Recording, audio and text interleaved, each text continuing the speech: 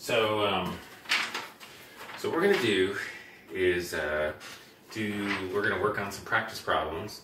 And I'm going to do one, and then I expect you guys to walk me through the steps of doing the other two, okay? And then you're going to redo the homework you turned in before. Got it. So we're going to start off with the first problem. And I'm going to just take this a little bit, add a little bit of science to this. The first problem, we're going to get all our numbers from actual physical things. So they're not just like numbers in a math problem. But the first one is we're going to look at the diameter of the sun. So if I grabbed a yellow marker, I could make that more like the sun. But that's the sun, and D is the diameter. And the diameter of the sun, of course this is rough, is expressed in scientific notation. It's 1.3927 times 10 to the 9th meters. So 10 to the 9th, that's like a billion. Yeah. Right? So it's like in millions of kilometers, because a kilometer is 1,000 meters. So the sun's really big. Now it turns out that's not really the limit of the extent of the sun.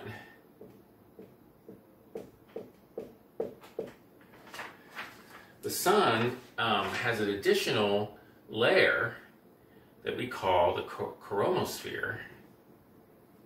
It's pretty hot. In fact, it's the part you see during an equation. So the thickness, we'll call it T chromosphere, is 2.0 times 10 to the 6 meters. And that thickness has to do with, like, if you go from the photosphere out to the edge of the chromosphere, that's the distance we're talking about here. And you can see it's like 1/1000th almost, yeah, the size of the sun. But you pick up that distance on that side and that distance on that side, and it can effectively make the sun even larger. So we're going to add these two numbers together. Okay. But remember that this is only the thickness in one direction. So 2 times TC, this is the number we're going to add, is 4.0 times 10 to the 6 meters. Now to give you another point of reference, the Earth itself is like roughly 6,000 kilometers, which is almost this size. So I mean, just the thickness of this layer, the Earth could almost fit in it. Yeah. And so, like, you imagine how many Earths could fit in. This is not drawn to scale, but I mean, this is like 1/1000th. So if I were to draw this to scale, this thing would be like 1,000 times bigger than this layer. As I drew it, it's barely maybe 10 times bigger. So it would have to be 100. This would have to be 100. This could be the same size, and the inner circle would have to be 100 times bigger, which wouldn't fit on the board. No. So the idea is we're going to compute the size of the sun by including its chromosphere by adding these two numbers together. All right? And so let's just get down to the numbers then. 1.3927 times 10 to the 9th plus 4.0 times 10 to the 6th. Now, one way, so there are two ways to do this problem. We can do it without scientific notation. Right. And we're going to do it that way. Okay. Just to show you that you can check your work. When I show you how to do a problem with scientific notation, doesn't mean that's the only way to do it. If we were to do this without scientific notation, we're going to try to write these numbers down and add them together. And we'll do that first, just so that we know what we're after here. So 1, 3, 9, 2, 7, and then we're going to need some zeros here. 1, 2, 3, 4, 5, 6, 7, 8, 9. There's the diameter of the sun. And this other number is 10 to the 6th. 2 is 10 to the 3rd, 10 to the 4th, 10 to the 5th. And let's see, this is 10 to the 6th here. It makes sense. It's 3 digits over from where that would be. So here's the numbers without scientific notation. Okay. And they're pretty easy to add together. 0, 0. Now, if you're wondering why even bother with scientific notation, this isn't so bad. There are problems.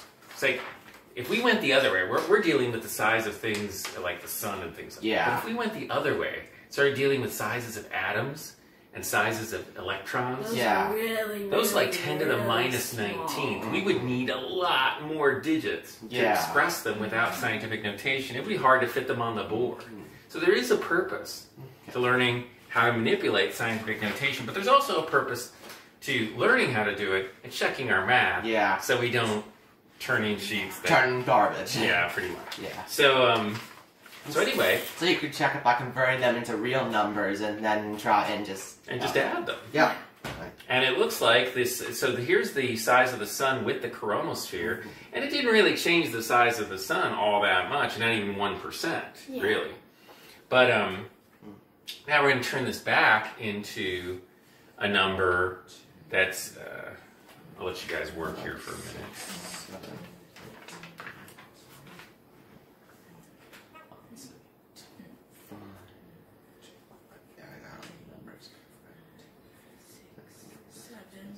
Times 10 to the 9th.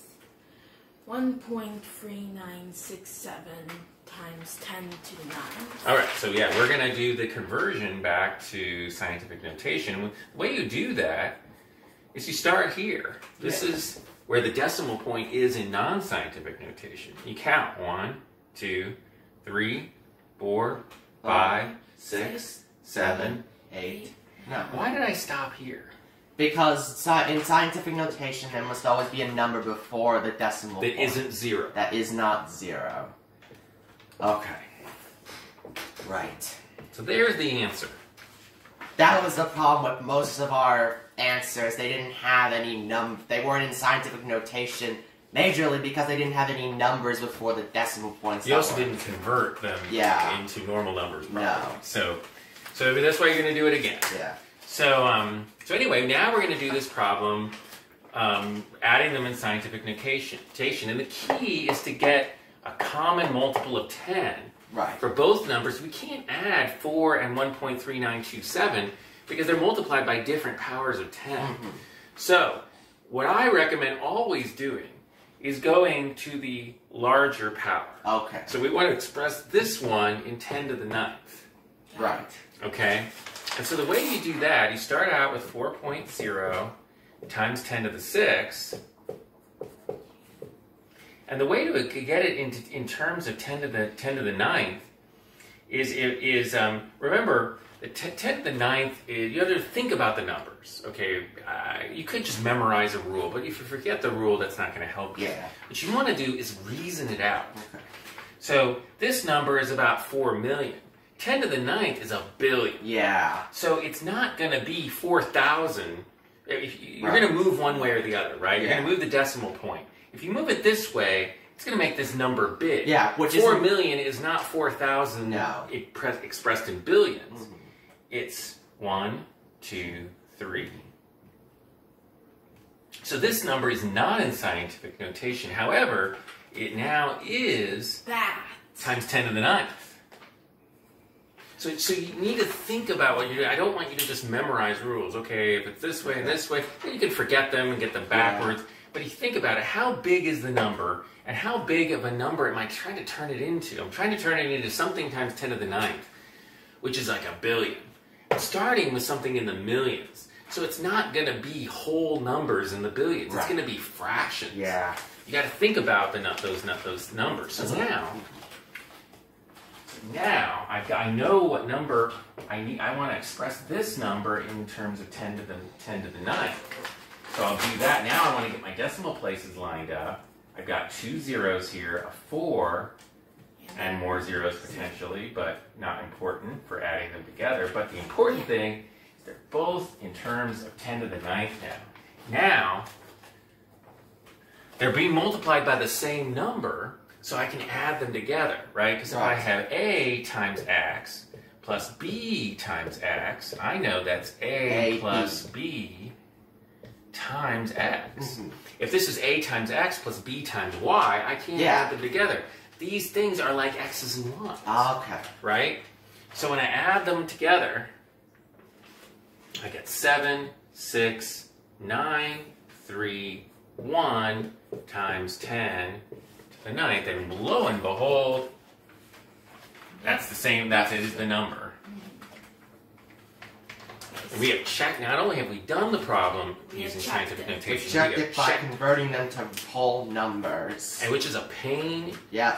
Pain, it's but difficult. It makes sure that you're doing the problem correctly. Yep, and you're not gonna turn in something that doesn't make any sense at all because you have the time to get it right.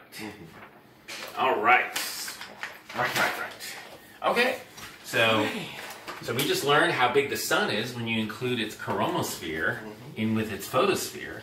And the significance of the photosphere, that's where all the light comes, most of the light comes that we see from the sun. The chromosphere is really dim,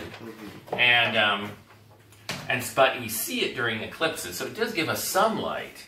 And I would count it as part of the sun, actually, because you just try to go there and you're going to feel like you're on the sun, All right, so next we're going to do something hopefully is interesting. Okay, now we're going to talk about a historical space mission. Okay. Apollo 13 mission. Oh, that one. Yep.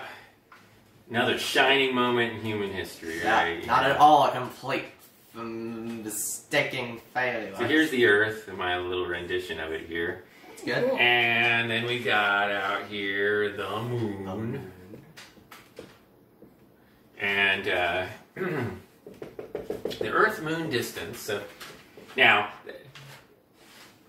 we're going to solve for what's the furthest point the Apollo 13 spacecraft was away from the Earth. Okay. And the way we're going to do that is we're going to use the distance between the Earth and the Moon, which is about 3.84 times 10 to the 8th meters.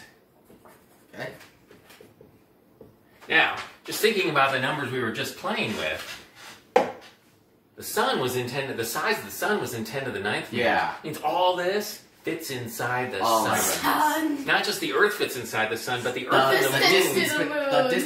The distance between the Earth and the Moon all fits inside the sun. Not only that, but it's one power smaller, so it's almost like the sun's... The sun still has some room. Lots of room, almost 10 times. It's not quite 10, but it's... But still more room. It's many times. It could fit many of these things. Yeah, you could inside. fit like an entire circle of these things in the sun. Because that was in billions. This is still, I want to say, in billions, but not as many billions as the sun. All right. So now, then here's the Apollo 11 spacecraft. Okay. All right. It came from the Earth and to get home fast. It did a slingshot around the moon. So it went around the backside of the moon, and the furthest it was away from the surface of the moon was 110 kilometers. That's like a fraction of them. Oh yeah, well we can express this in meters. This is 1.1 times 10 to the 5th meters. So I've done some of the work for you. You guys are going to tell me how to calculate how far Apollo 11 spacecraft was at its furthest away from Earth during its monumental mission to not die. Yeah. Alright, let's start with doing it in scientific notation, and then we'll check it after with full numbers. So. Okay, so... So, of course, 1.1 times 10 to the 5th meters is smaller than 3.84 times 8 meters. Yeah. So, what we're going to do is we're going to move the decimal point to the left. Okay. Okay, so we start out 1 by 1 times 10 to the 5th, so we're going to move left. Right? So just tell me to move. There's 2, 1, 3. 3 spaces, 3 right? spaces. Yeah. Yep. So now this is in 10 to the 8th. Yep. Okay. Right? Right. Now we're ready to set up our math problem. We have 0 point. 0.0. 1.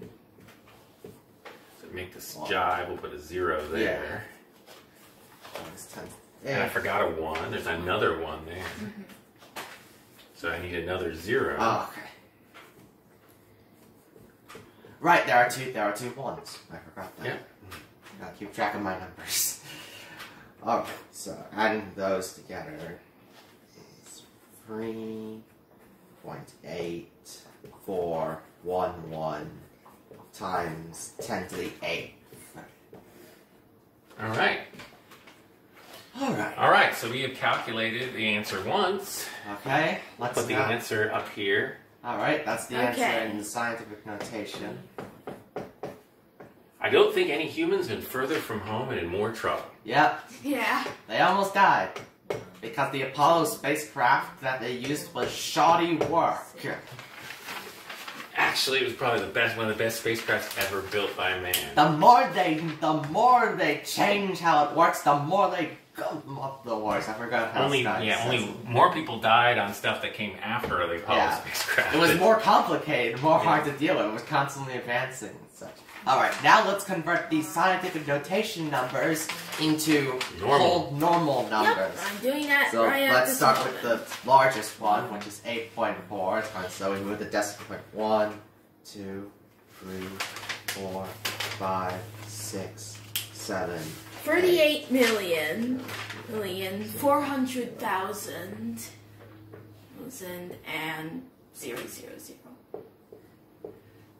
Really? Because it looks like 384 million. Yep. Yeah, it's You're right, 384 million. Oh. Because there are additional two pairs of Let's count. 1, Oh. 2, 2, 3. 3, 4, 5, 6, 7, 8. Okay. Yeah. Alright, now we convert the 1.1, which is 1, 2, 3, 4, 5. So you have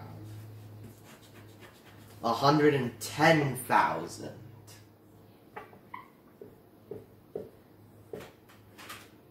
Yep. Okay. Slide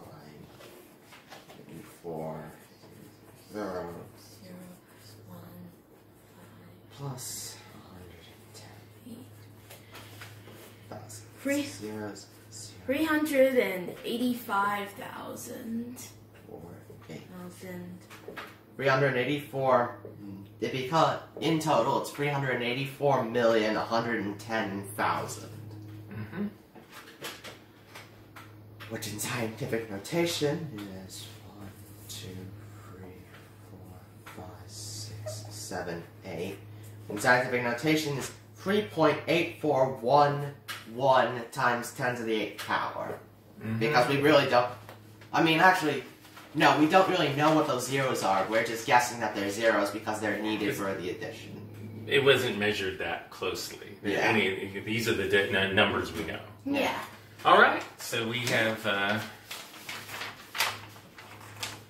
We know we don't want to be that far away from. No. Zeta. No, we don't want to be that far away from Earth. No.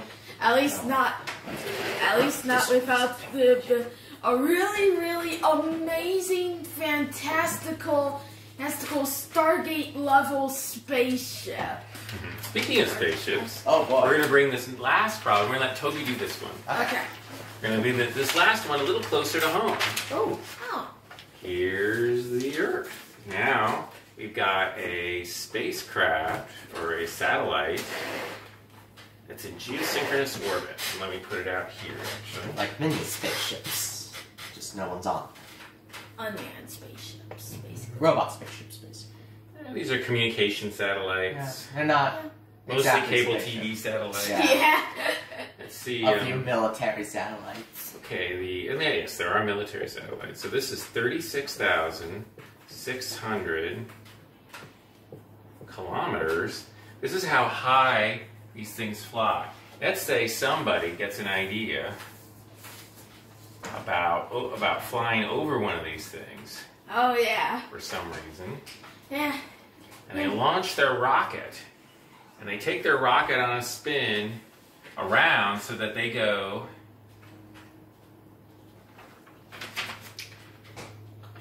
200 kilometers over the satellite.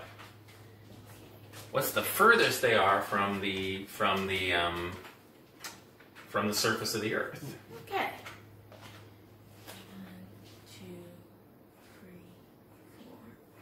So let's talk through it, Toby. Okay. Don't just do it. Do you want to do this problem with normal numbers first? Yeah. 36,600 kilometers. So that would mean that many meters, right? Right. Because this 36,600 is that. Turning it into meters, you just put 3 circles after it. Okay. Got it. Now convert the other number into meters for me. Okay. 200 kilometers. Got it. 200. Put 3 zeros over it. 200,000. 200,000. So that rocket, after it blasts off and goes around the satellite, And lands in Russia. what do I get? 36,800. 36,800,000 Yep, meters. Yep. meters. So this is the answer. Let's convert that to scientific notation. Okay. 36.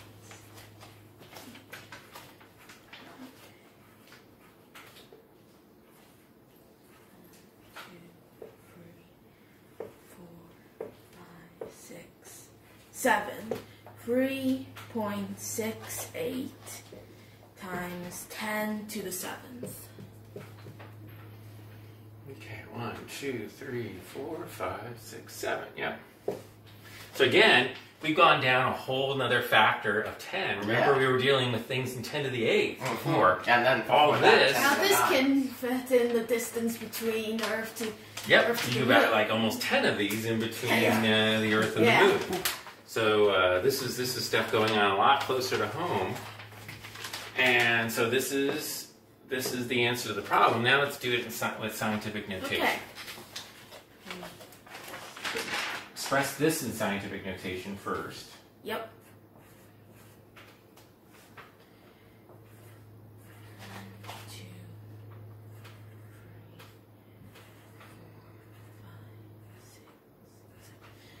3.66 times 10 to the 7th. All right, now we want to express this number in 10 to the 7th, Right. right? So how do we do that? Because It's normally 2.0 times 10 to the 5th. yeah, Right, so So We go to the left adding zeros. yeah, 2 times would make this 1, 10 to the 7th. 2. Yep. All right. Yep. 0.02 times 10 to the 7th.